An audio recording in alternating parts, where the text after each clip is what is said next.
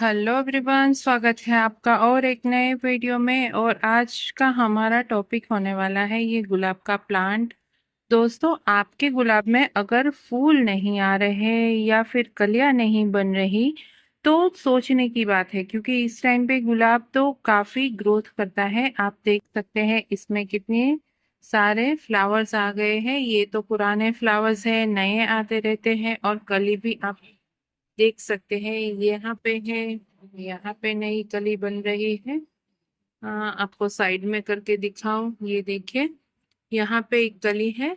तो अगर आप में आपके प्लांट में यानी कि गुलाब के प्लांट में स्पेशली इस टाइम पे फ्लावरिंग नहीं होती है तो आपको थोड़ी सी केयर करनी ज्यादा पड़ेगी, क्योंकि मॉनसून का टाइम है, बारिश कंटिन्यू आ रही है। तो सबसे पहले तो आपके जो जिस पॉट में आपने लगाया है, अगर जमीन में लगाया है तब तो कोई बात नहीं, मगर इस तरह पॉट में लगाया है तो इसका ड्रेनेज आपको चेक करना पड़ेगा। क्योंकि पानी जमा रहेगा तो हमारा पौधा है वो फूल तो देगा ही नहीं, मगर उसमें पानी की वजह से हमारे जो रूट्स है वो भी गलने की काफी बार समस्या होती है। तो पानी का निकाल की व्यवस्था आपको जरूर से करनी है। अगर छेद आप देख लीजिए नहीं है अच्छे तो इसको किसी और की मदद से यानी कि धारदार जो शार्प होते हैं उसकी मदद से आपको इसको खोल देने हैं। सबसे पहले तो यही चेक करना है। अगर फूल नहीं आ रहे हैं, आपका प्लांट हेल्दी है तो कोई बात नहीं, तो ये साइन ही है कि ये अच्छा कर रहा है। मगर अगर उसमें फूल नहीं आ रहे हैं तो देखने की बात है। और दूसरा, अगर पोट की मिट्टी ज्यादा ठीक होगी यानी कि आपने जब मिट्टी बनाई वो हल्की नहीं होगी तो भी उसमें समस्या होती है, क्योंकि मिट्टी जब ठीक होती है तो रूट्स फैल नहीं पाते, और रूट्स जब फैल नहीं पाते तो वो अपना खुराक और अच्छा पोषण नहीं ले पाते मिट्टी से। तो हमेशा याद रखिए, जब भी आप गुलाब का प्लांट ग्रो करने वाले होते हैं तभी इस तरह की मिट्टी बनाइए।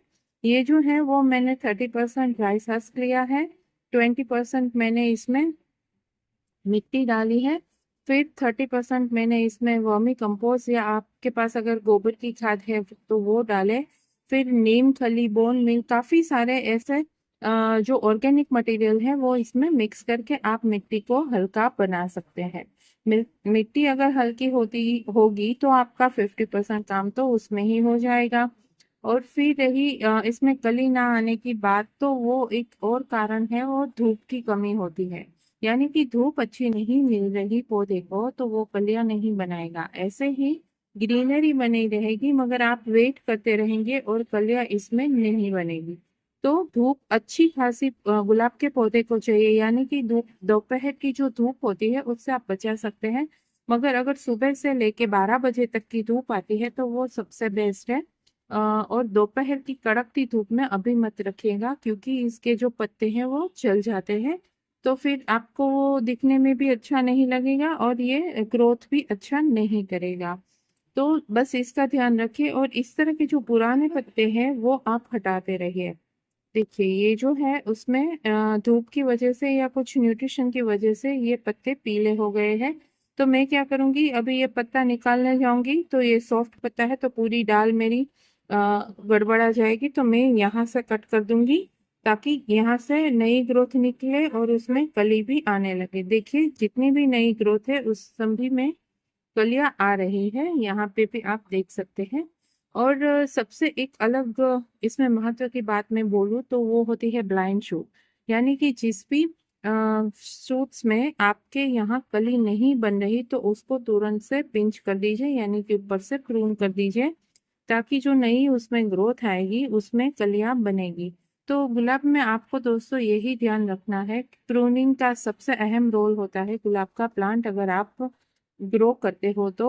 और धीरे धीरे आपको भी इसमें आ, समझ में आ जाएगा कि इसकी क्या केयर करनी चाहिए। मगर स्टार्टिंग में अगर आप लगाते हो तो हो सकता है एक दो बार आप फेल भी हो जाओ, पौधा भी ना चले, तो उससे घबराना नहीं है, ट्राई करते रहना है। ये कुछ इतना महंगा पौधा भी नहीं आता, ये हार्डली 30 रुपए का पौधा है हमारे यहाँ।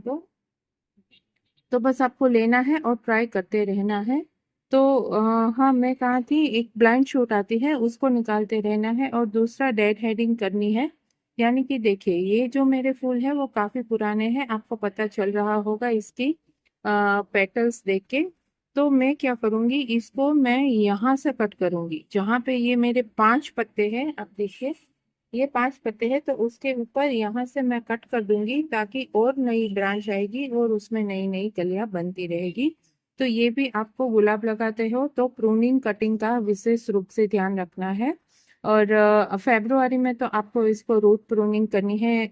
रूट बॉन्डिंग हो गई है अगर, तो बड़े गमले में भी ट्रांसफर करना होगा, ताकि बाद में ये पूरा साल फ्लावरिंग करता रहे। देखिए मेरे इस ब्लाइंड शूट्स में आई थिंक कुछ ग्रोथ नहीं है, कली नहीं है, तो मैं यहाँ से इसको कट कर दूंगी।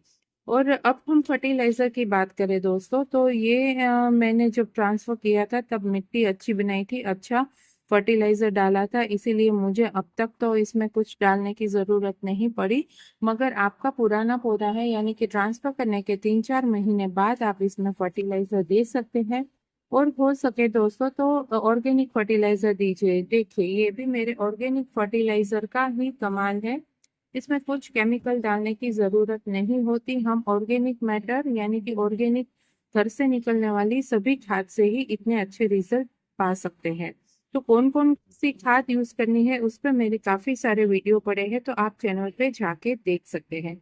तो इसको अभी लिक्विड फर्टिलाइजर डालना है, जो आपके यहाँ कंटिन्यूसली बारिश नहीं हो रही है। तो अगर बारिश हो रही है तो आप इसमें स्लो रिलीज फर्टिलाइजर यानी कि वर्मी कंपोस्ट, गोबर की खाद, बोन मील, ऐसा कुछ फर्टिलाइजर दे सकते हैं, ताकि वो धीरे धीरे घुलता रहे और हमारे पौधे में काफी सारा फायदा भी करे। तो बस इतनी थोड़ी सी केयर करेंगे तो आप भी देख सकते हैं कि थोड़े ही दिनों में आपके गुलाब में भी काफी सारी नई नई ब्रांचेस आप देखेंगे और उनमें नई नई ग्रोथ भी आने लगेगी। तो दोस्तों वीडियो अच्छा लगा है तो मुझे ज़रूर कमेंट कीजिए कि आप क्या कर रहे हैं अपने पौधे पे, और सब्सक्राइब शेयर और लाइक करना मत भूलिएगा। जिन लोगों के पास गुलाब का प्लांट है उसमें कली नहीं आ रही है, तो ये सिंपल सी केयर का वीडियो है, आप उनके साथ शेयर कर लीजिए। और मुझे कमेंट में ज़रूर लिखिएगा कि आपने कौन से रोज ग्रो किए हैं और उसमें अभी फ्लावरिंग हो रही है या नहीं हो रही, या कोई भी दिक्कत हो तो मुझे बताइए, मैं आपको ज़रूर रिप्लाई करूंगी। चलिए मिलते हैं नेक्स्ट वीडियो में नए टॉपिक के साथ, तब तक के लिए बाय, टेक केयर, अपना ध्यान रखिए।